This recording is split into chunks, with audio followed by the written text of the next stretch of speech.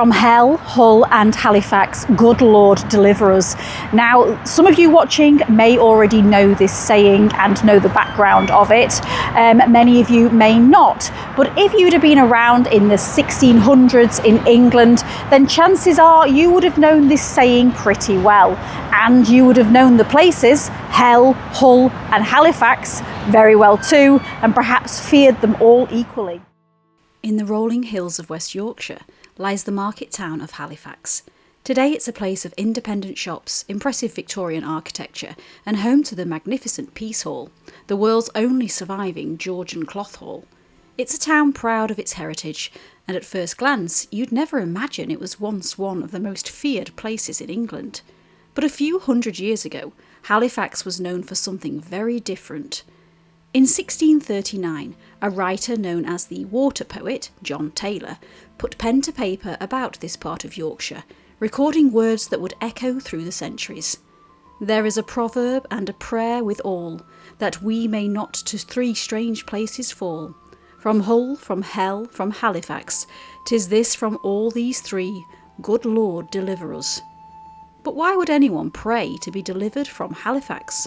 To find out, we need to journey back more than 400 years, because this story begins long before a blade ever fell. Well, the gibbet is really one of the most interesting items probably in our collection. This is the original means of execution here in Halifax. Hello friends and welcome back to the channel. If you are new here, I'm Claire, this is the Wanderlust way. So today we are in Halifax, West Yorkshire, and we are doing a bit of a grim trail of the Halifax Gibbet. Now this made Halifax one of the most feared towns in Yorkshire, most feared towns in the country at the time. So a big thank you to all the members and a big thank you to everybody that supports this channel in any way they can. Also a big shout out to Diane, who pointed me in the right direction for where the gibbet is, because it's now held, or part of it is now held, in the Bankfield Museum.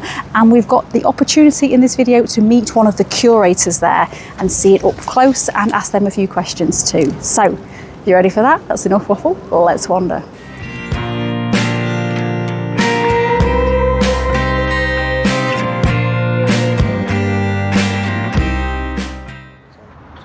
To understand why Halifax was such a feared place, we have to go back in time to when John Taylor was travelling England.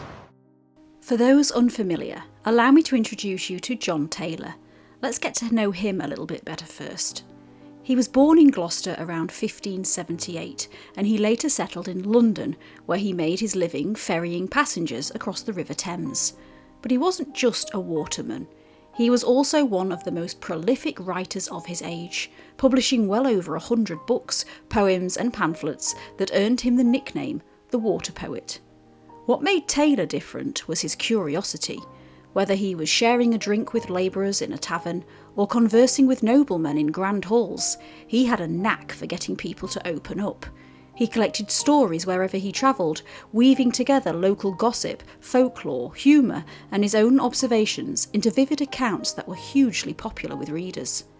England itself was a difficult place to travel. Charles I sat on the throne, poverty was widespread, roads were rough, and journeys were often slow and dangerous. Yet that uncertainty was exactly what Taylor embraced, travelling the length and breadth of the country in search of remarkable people and extraordinary places. It was during one of these journeys that he arrived in Halifax. Here he found a town with a fearsome reputation. Under an ancient local law, anyone caught stealing cloth or goods worth more than 13.5 pence could lose their head. Taylor summed it up like this: "At Halifax the law so sharp doth deal, that who's more than 13 pence doth steal. They have a gin that wanders quick and well, sends thieves all headless unto heaven or hell." So why Halifax? Why did this Yorkshire town become one of the most feared places in England? Well, to understand this, we need to talk about wool. Long before Halifax became known for its harsh justice, it was shaped by the land itself. Nestled among the Pennine Hills, this wasn't an area blessed with rich farmland. The rocky soil and steep valleys made large-scale farming difficult, forcing local people to find another way to make a living. They found it in sheep. The surrounding hills proved ideal for grazing, and over time, wool became the lifeblood of the region. Families began spinning and weaving cloth in their own homes, turning a simple raw material into something of enormous value. Yet prosperity didn't mean everyone shared in it. Life in 17th century England was harsh. Most people lived hand to mouth, poor harvests could push families into poverty, and for some, stealing became a desperate means of survival. In Halifax, however, there was one thing the townspeople were determined to protect above all else: their cloth. Back in those days, and really right into the 20th century, this was a really important cloth-producing region, and that's where a lot of the wealth of England came from. And the cloth in the 13th, 14th, 15th centuries, it was a real cottage industry. So people would make them on their looms in their cottages, and they'd hang them out to dry outside. And these were valuable pieces of cloth, and they're very easily stealable. They're just hanging outside some peasant's cottage. Somebody could walk by, just grab them and take them off. So I think a really severe punishment was brought into being to really deter people from doing that. So we've come to the Peace Hall in Halifax, and it's Piece, not peace, because basically this building used to be where all the merchants would come and they would trade pieces of cloth. So that's fascinating. Now this was here after the gibbet, but it's still a massive part of the story. And if you come and have a little look at this, cameraman, you can see the town of Halifax here. I'm not sure what age this... Oh, plan of the town of Halifax, 1759, from Watson's History of Halifax. So the Peace Hall has not yet been built in the early plan of the town. And we've got a little bit here about more going into the actual trade itself. So the world of the Peace Hall was made up of a web of connections, just as cloth is made up of a web of thread. Everything depended on the network. Workers were connected to manufacturers, cloth traders to cloth merchants, merchants to buyers, and then it tells you about the map and everything. And we've got, there's lots going on here. So today, this place is now full of independent shops and cafes. They also hold lots of concerts here. You can go on their website and check them out. I mean, like some really, really big acts. We've just been having a look. Tom Jones, Hollywood Vampires, Beach Boys, I think it said. So yeah, some really big artists are coming here. But this is a massive part of the history, and this is one of the reasons that the Halifax Gibbet came about in the first place, because the town wanted to protect that industry. By the 16th and 17th centuries, Halifax cloth had earned a reputation far beyond Yorkshire. Merchants came here to buy it, and before long it was being traded across England and exported overseas. For many families, this wasn't simply a business, it was their livelihood. That success also made the cloth incredibly valuable. A single piece could represent weeks of hard work, from tending the sheep to spinning the wool, weaving the fabric and preparing it for market. To have it stolen wasn't simply an inconvenience, it could mean the loss of a family's income. It's perhaps no surprise then that the people of Halifax became fiercely protective of what they had built.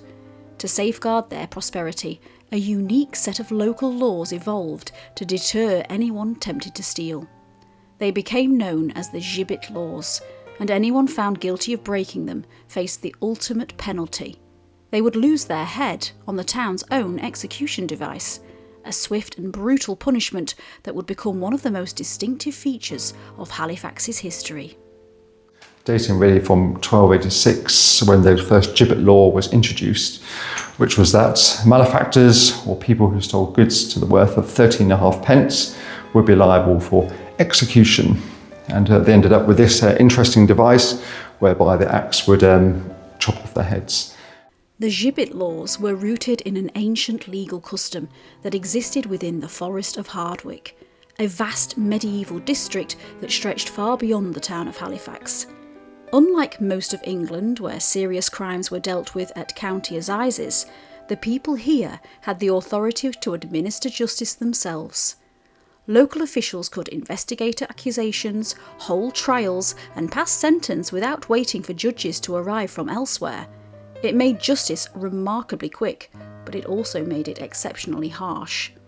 The aim was simple: protect the region's most valuable industry and discourage theft before it ever happened. In a town whose prosperity depended on cloth, the consequences of stealing were intended to be severe enough that few would dare risk it. We've come to have a little look at the Halifax Minster, which I must say is really, really impressive. It's a beautiful, beautiful church. But the reason that we are here is because around this area there used to be what is known as the Moot Hall. Now that was a 16th century timber building that doubled up as a courthouse. So it would be from that building that many of these criminals, should we say, were led to the gibbet for their final journey. Those accused of theft would have been taken to a place called the Moot Hall. It stood in the centre of Halifax and served as the town's seat of justice, where local officials heard cases, considered the evidence, and passed sentence under the ancient customs of the Forest of Hardwicke. For those found guilty, events moved with astonishing speed. There were no lengthy appeals and no years spent waiting execution. In some cases, sentence and punishment could happen on the very same day. Most accepted their fate, but not everyone. Before this story is over, we will meet one man who made a desperate bid for freedom, and his remarkable escape became one of Halifax's most enduring legends. Now, I couldn't find the exact location of where the Moot Hall once stood. It obviously wasn't where the Minster was, but I think it was around this area. I don't know if there's a marker, but I couldn't find one. If you are local and you are watching, please do let me know in the comments where we can find this, if anybody else is watching and they want to come and retrace this step and follow this story too.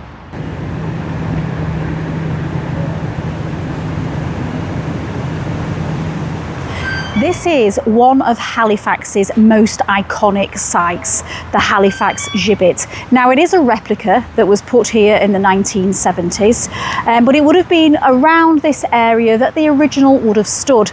And on the days of execution, plenty of people would have come to bear witness to those that were having their heads removed on a device just like this.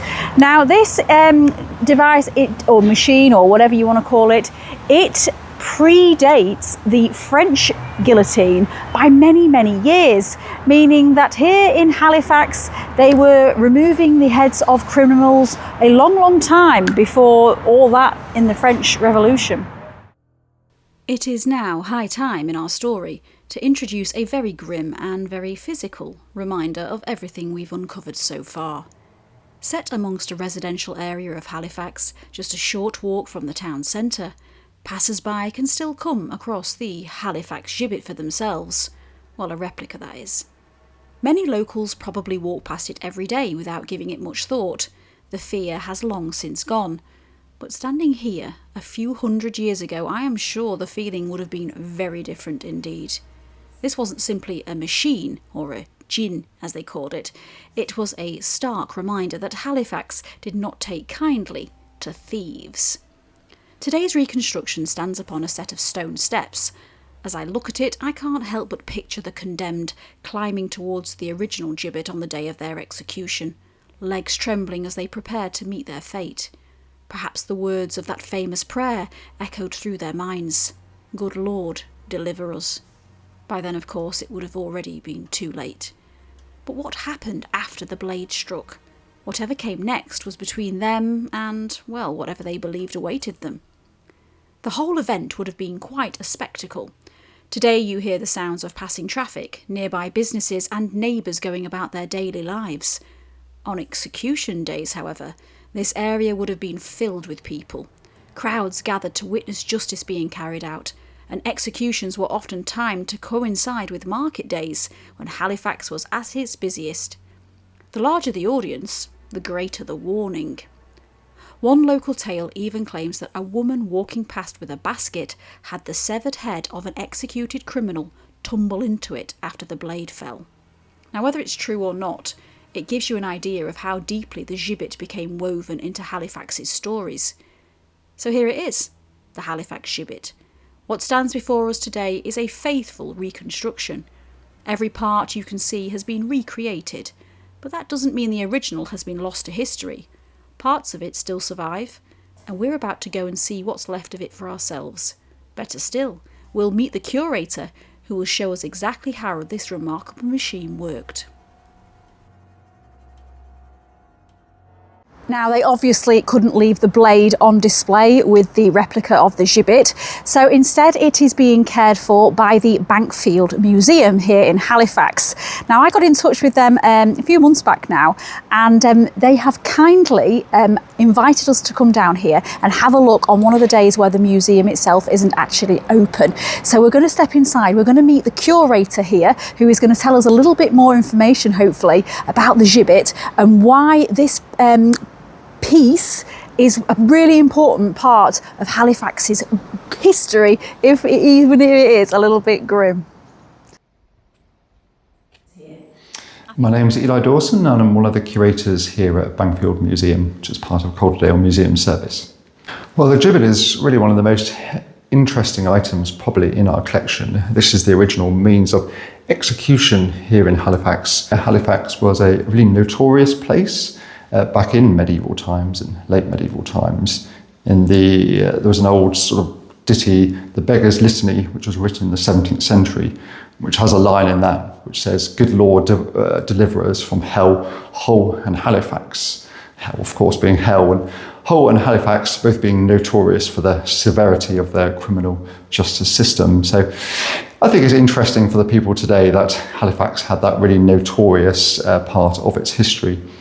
This continued right until the 1650s. After that, the blade was kept and it ended up here in the possession of Bankfield Museum, where it is on display today. How did it all work then? So did somebody have to pull the lever, or what happened?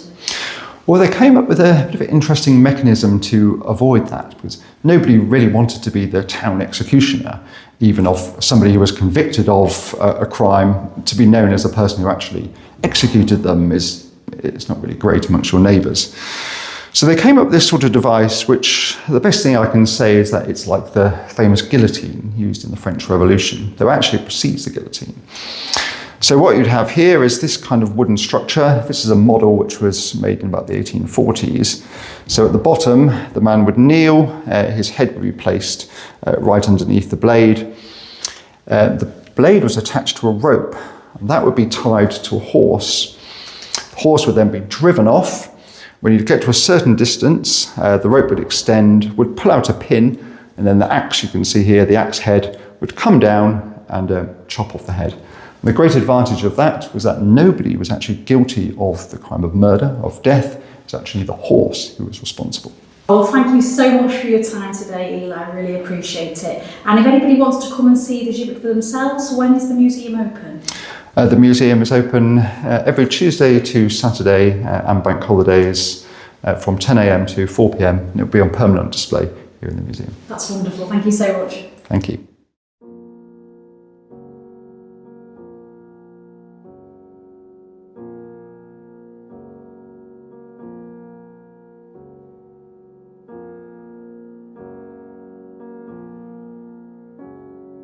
That was quite remarkable, actually, seeing the gibbet up close. Now, my first impressions were it was a lot smaller than I imagined it to be. I don't know why I expected the blade to be a lot wider. I did mention this to Eli, and he said, "Well, you don't really need a massive blade to go through somebody's neck."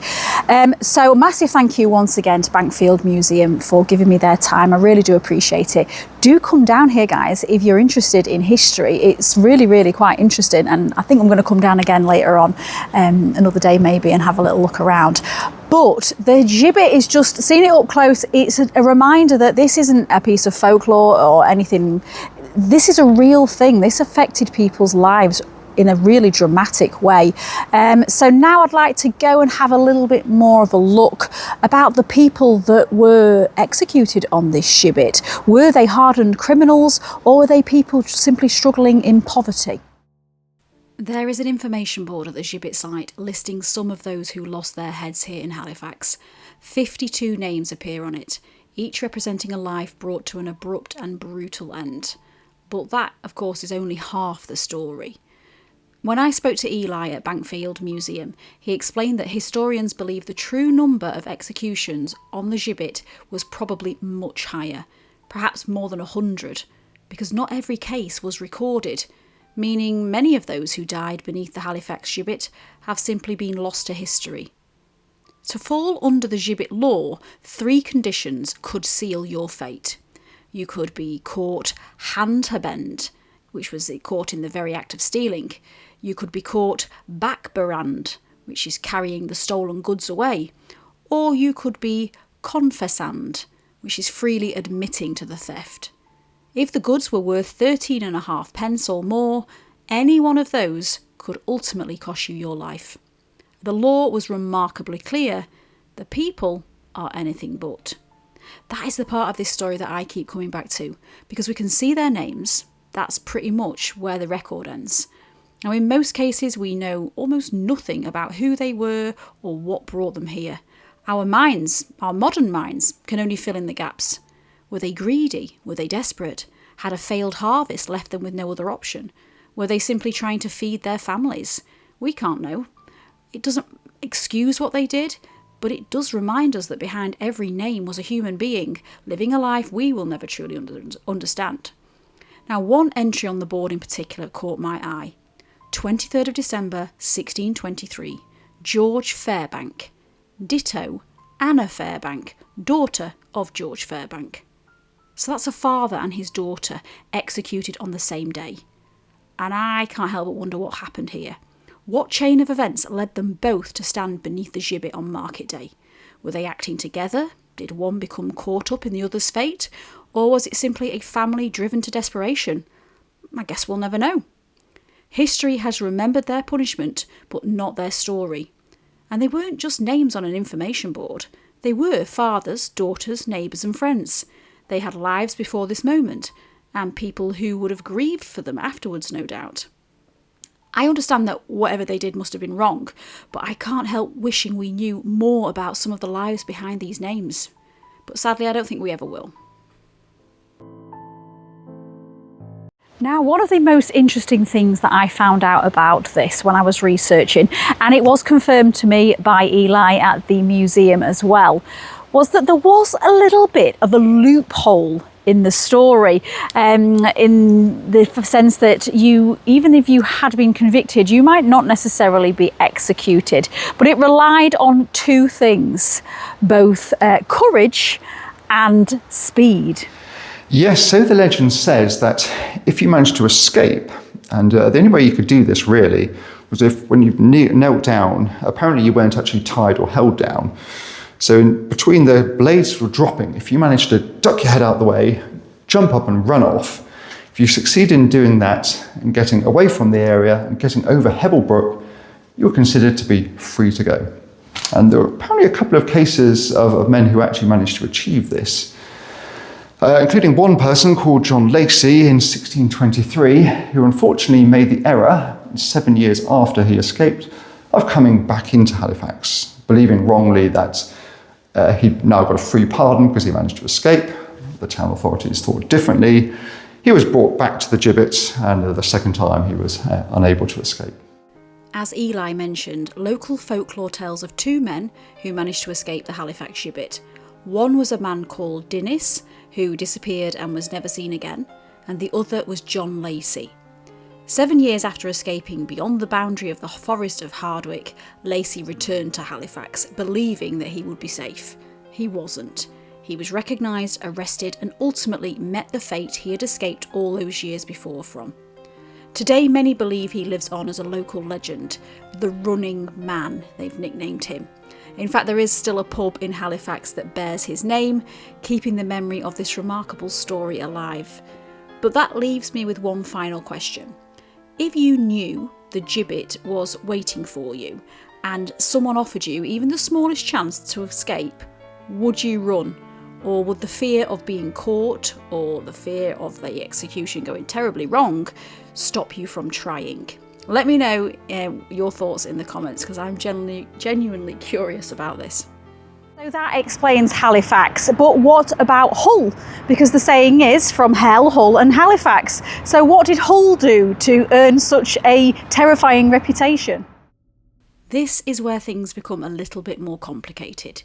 John Taylor himself tells us that the original proverb wasn't referring to the town of Kingston upon Hull at all, but to the River Hull, a dangerous tidal waterway that travellers had every reason to fear.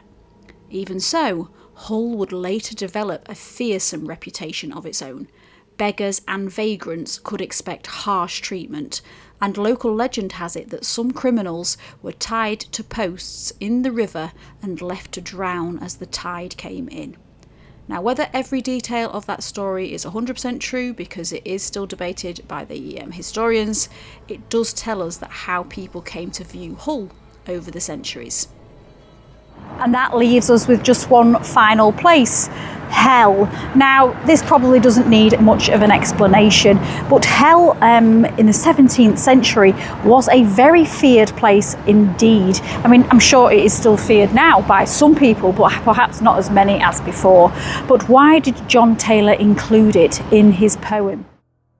For people living back then, hell was a very real destination. It wasn't a metaphor, it wasn't a myth. It was an eternal place of fire, torment and judgment, preached from pulpits across the country and feared by rich and poor alike. Suddenly that old saying begins to make much more sense. From hell, Hull and Halifax, good Lord deliver us. It wasn't simply a catchy rhyme, it was a genuine prayer, a plea to be spared from eternal damnation, from the dangers of the River Hull, and from the razor-sharp justice of Halifax. Looking back today, it's easy to see the gibbet as little more than a gruesome curiosity, a relic of a harsher age. But to the people who lived here, this wasn't history, it was life. And sometimes it was death. So that is it. Thank you so much to everybody for watching, and a massive thank you of course to Bankfield Museum, and of course to Eli there, the curator, who I'm really appreciative that he took some time out of his day to not only show us the gibbet in private, so we didn't disturb anybody, but also to give me a little bit more information. I mean, the people of Halifax have always been wonderful when we've come out to film these sorts of videos. Some of you may recognise Shibden Hall behind me. That's another video that we filmed, I think it was last year or the year before, so a little shameless plug there if you haven't seen that one. It's all about the Diaries of Anne Lister. So until next week, thank you everybody, to the members, to those that subscribe, to those that comment, that leave thanks and likes and hypes. Honestly, I appreciate you all, and you're the reason that this channel keeps growing. And if you haven't subscribed, please do. It is completely free, and I try and bring you a new story each week, every Sunday morning. Okay, so until next week, stay safe, stay curious, and keep wanderlusting.